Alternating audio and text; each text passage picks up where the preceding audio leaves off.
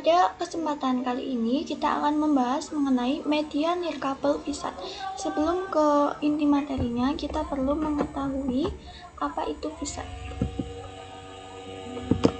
Nah, VSAT sendiri merupakan singkatan dari Very Small Aperture Terminal yang merupakan sebuah sistem komunikasi satelit yang menggunakan antena berukuran kecil, biasanya berdiameter antara 0,75 hingga 2,4 meter untuk mengirim dan menerima data. VSAT umumnya digunakan untuk menyediakan layanan komunikasi data, suara, dan video ke lokasi yang terpencil atau sulit dijangkau oleh infrastruktur komunikasi terestrial.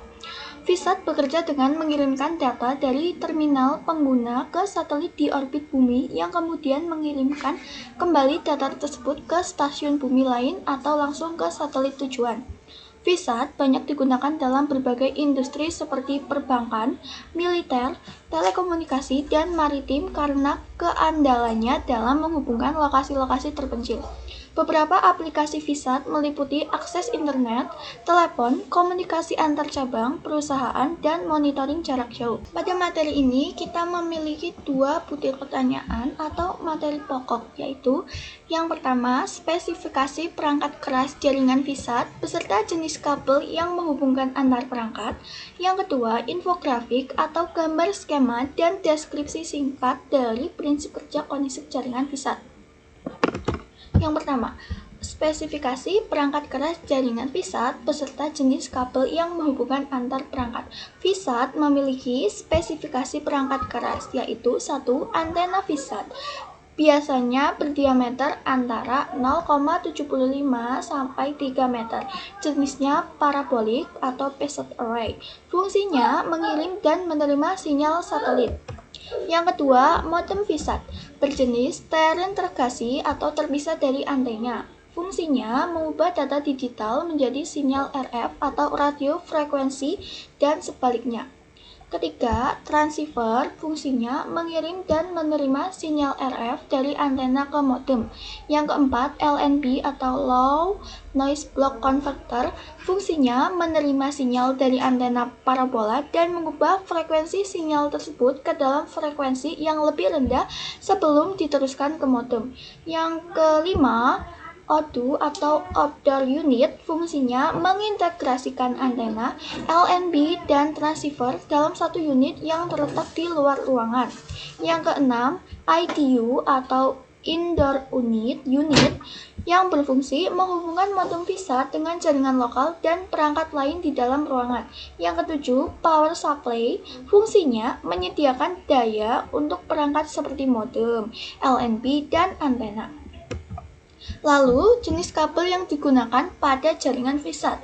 Yang pertama, kabel koksikal yang berfungsi menghubungkan LNB dengan modem VSAT dan transceiver, digunakan untuk transmisi sinyal RF. Yang kedua, Ethernet, fungsinya menghubungkan modem VSAT dengan perangkat jaringan lokal seperti router dan switch. Yang ketiga, serial, fungsinya kadang-kadang digunakan untuk menghubungkan perangkat konfigurasi atau kontrol ke modem VSAT.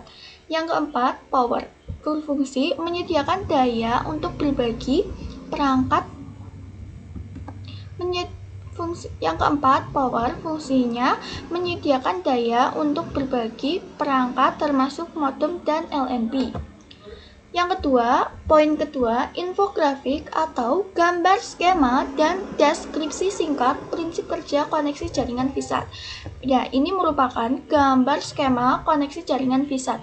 Ada antena, LNB, modem, router, dan komputer perangkat lain. Berikut merupakan prinsip kerja jaringan VSAT. 1. Antena VSAT. Fungsinya menerima sinyal dari satelit dan mengirimkan sinyal ke satelit. Cara kerja, antena VSAT adalah alat yang menangkap sinyal dari satelit di orbit geostasioner dan mengarahkannya ke LNB. Yang kedua, LNB.